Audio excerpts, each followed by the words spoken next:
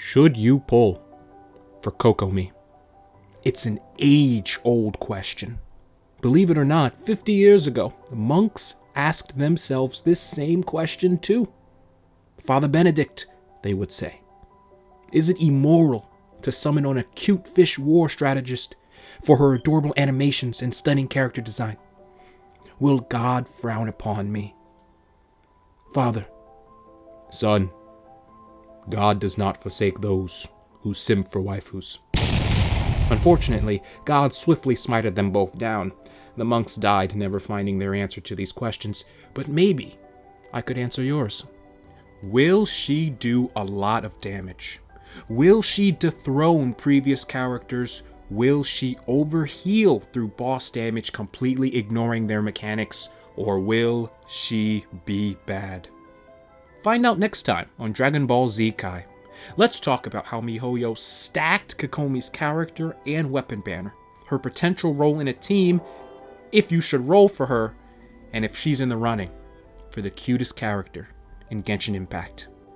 Is Kokomi a main DPS? A sub DPS? Support? Believe it or not, I don't think mihoyo has made up their mind either. Depending on the official sources you look at, mihoyo is sending mixed signals. On their Twitter account, they called her a Genshin Impact meme. On her talent showcase, they called her a support character. And on their banner, they filled it with sub-DPS characters that allow main DPS Kokomi to shine. These sub-DPS characters solve some of the problems she might have, like energy and AoE. This is a very confusing and turbulent time for Kakamrad. So, should you play Kokomi as a main DPS? I don't know if you should, but you absolutely can. And this banner is suggesting this playstyle. Before I go balls deep into why you should roll for her, I should put this disclaimer. Reruns of God-tier characters are likely around the corner. Hu Tao, Ganyu, and Zhao are potential examples. If you are a free-to-play player, you should consider this, as these characters only need themselves to do a lot of damage and do not require well-invested teammates. Kokomi is similar to Child, where you need a team of 3 other well-invested characters to deal lots of damage. Disclaimer over.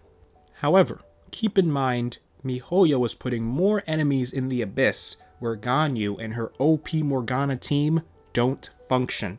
This recent Floor 12 Abyss is literally anti-Morgana in every sense. Enemies can't be frozen, or pulled in with Venti, or are very mobile and hard to hit with charge attacks.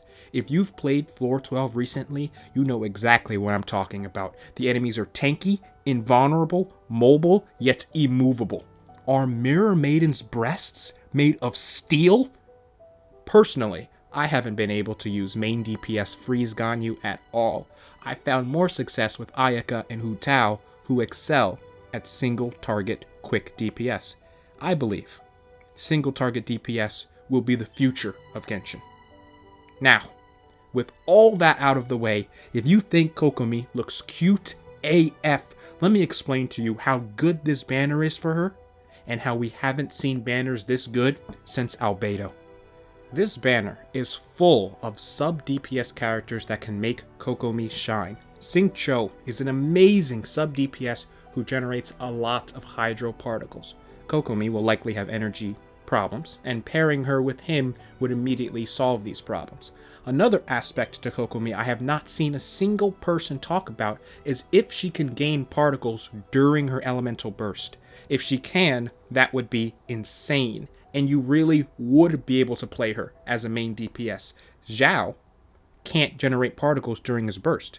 It's obviously not a problem for him, since he can immediately create energy from the 2 charges of his skill, but Kokomi's elemental skill doesn't seem to immediately generate particles. We will have to wait and see on how and when she'll be able to receive or generate energy. There is still a lot we are in the dark about regarding Kokomi's kit, even if we have her multipliers. We truly still have very little idea on how she's going to feel to play. If any of this sounds familiar, that is because this is exactly what happened with Kazuha. Math doesn't take into account ease of access. Kazuha can double swirl. Sucrose can't. But you never heard that in a math video, and everyone called him trash in 5-star Sucrose. We will soon see if this is the case for Kokomi. Next, Beidou is a wonderful sub DPS for Kokomi because Electrocharge tends to create a lot of particles, which would be helpful for both herself and Kokomi. Additionally, it will help solve her lack of AoE problem. A common misconception I should address is that Kokomi could Electrocharge herself. This cannot happen. The only element combination that inflicts self-harm is Freeze. All other elemental reactions just react, deal no damage, and inflict no stagger. This means Beidou and Kokomi will work just fine together. Rosaria is an interesting appearance as well. I don't have Rosaria on my account, so it's a welcoming surprise for me.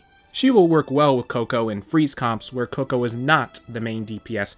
I don't know if 4-piece Blizzard Strayer will work on Coco, but I know some madman out there is going to try to make her crit. And all I gotta say is, you're doing God's work, youngster. Xiangling is an honorable mention as well. I think she'll work wonders with Coco.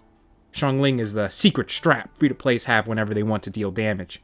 Any animal support will be great as well. Let's briefly talk about the weapon banner. Every single weapon on this banner is good.